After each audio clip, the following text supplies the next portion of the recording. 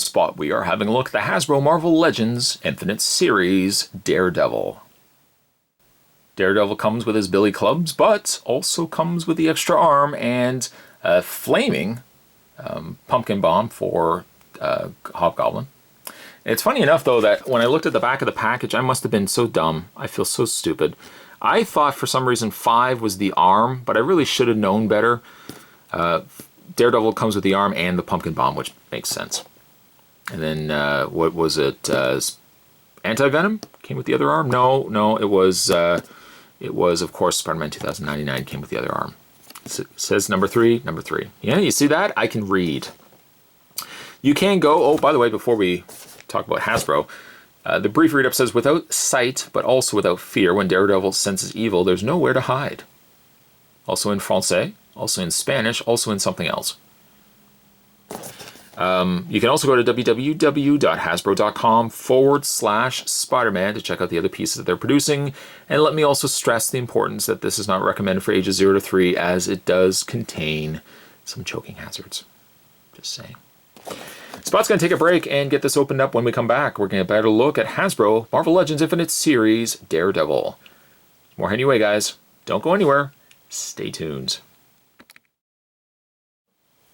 And of course, just before we have a look at Daredevil, let's have a look at the piece that comes included with him. And that, in this case, would be the other arm to complete, while still being headless, yes, still allows us to complete the top, actually really the whole body of a Hobgoblin. The only thing missing again is his head. Snap that into place. Not bad. I mean, he's going to be about the same size as Daredevil. It's not that Hobgoblin is like a monster where he should be double that size. I mean, scale-wise, he fits in. It just seems very underwhelming so far. Again, we'll wait until we get the rest of the figure put together. Oh, and also, he comes with a fiery pumpkin bomb. So we'll just put that to the side. Just put these guys to the side, and then of course we'll finish him in the next video. Next video we'll be finishing him. Daredevil's 2 accessories, really being 1 accessory, is his billy club. While you can have him holding both clubs in his hand, you can also put them together too. But first things first, you put him in his hand. I know what you're thinking. I'm thinking the exact same thing, and I'm going to mention it. Don't worry, I'm going to mention it. You can have them holding both, or what you can also do is also put them together like that, and you can have one. The thing is, though, I don't know if Hasbro's decided that they wanted to start making accessories out of marshmallows. That essentially is what this feels like. I don't know why they didn't go with solid plastic. It's funny enough that the Marvel Universe, or the equivalent of what they call it now, the Marvel Universe, Daredevil, that I loved, came with plastic billy club. This one is rubber. Why? I don't know. It's just it doesn't gel for me, the fact that this is a rubbery material. You can still take it and put it into the side of his little leg holster like that. It seems to fit better too than the Marvel Universe version did. Why rubber? I just don't know.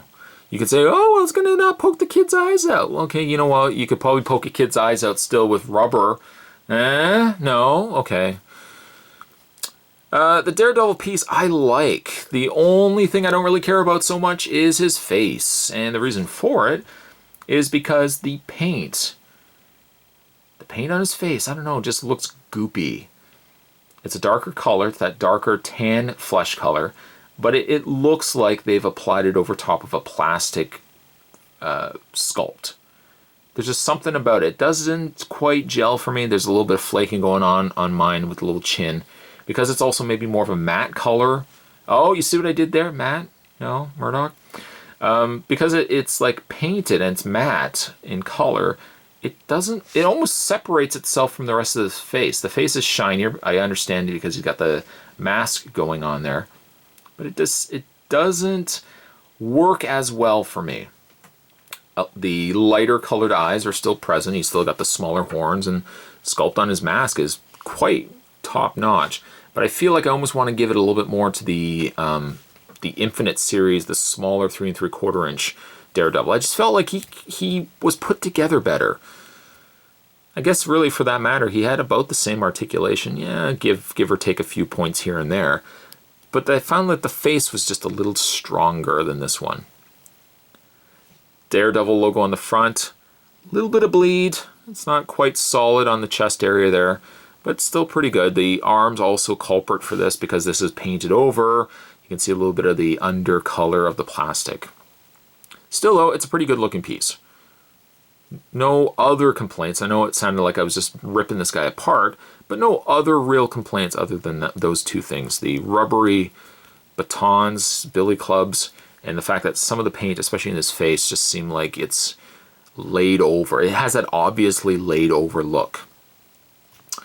Articulation on the piece still is on par with the other Marvel Legends figures. It does have a swivel in the head, hinged also up and down. I almost feel like it would have been nice if they'd given him the same, and I know they have to kind of give him a broader body. There he is next to Spider-Man 2099, my favorite figure. He's a little broader than Spider-Man 2099. I would have kind of dug if they had put that the shoulder blade crunch on him as well. And just kind of give him something a little extra, you know? He does have the hinged shoulders, which also allow the arms to rotate around. I don't know why it's creaking like that. That bothers me a little bit. I should be a little more concerned, I guess. Swivel bicep, double bend elbows, hinged hands, upper torso crunch. He's also got the swiveled waist, ball joint legs, swiveled thighs, double bend knees, swiveled boots, which Spider-Man didn't have, and the hinged and pivot feet. I'm a big Daredevil fan. I think. I grew up with I say that because I grew up with Daredevil when I was younger. Daredevil was not really always my go-to guy, but Daredevil was a figure that was a character that I would always find myself maybe picking up an issue, and maybe it benefited from the fact that Daredevil was always teaming with people, that by that I always ended up following Daredevil, but I've always liked the design of the character. It just worked for me, and equally so, the Ben Affleck Daredevil, which a lot of people hate, I actually don't mind. This figure, on the other hand, he's not perfect, but he's pretty good. If I could give points more to which figure is a better one, I almost feel as if the smaller Infinite series, like the Marvel Universe scale, Daredevil, was just a little bit better, maybe even by the face. This face is good, but I don't like the fact that the flesh color looks so added to the face, if that makes any sense. Still, it's a great figure, another figure that allows us to put together Hobgoblin, and still, if you like Daredevil, you'll probably really like this figure as well. Today's Toy Spot, we're having a look at the Hasbro Marvel Legends Infinite Series Hobgoblin Wave. We're having a look today at Daredevil. That actually leaves us with one video, guys, as we're going to, again, have a look at Spider-Girl. We kind of hinted at her at the beginning of these reviews that we're going to have a look at her. I ultimately just left her at the end because I wanted to add the head and all the extra accessories to Hobgoblin and kind of finish him up. That's what I was looking at.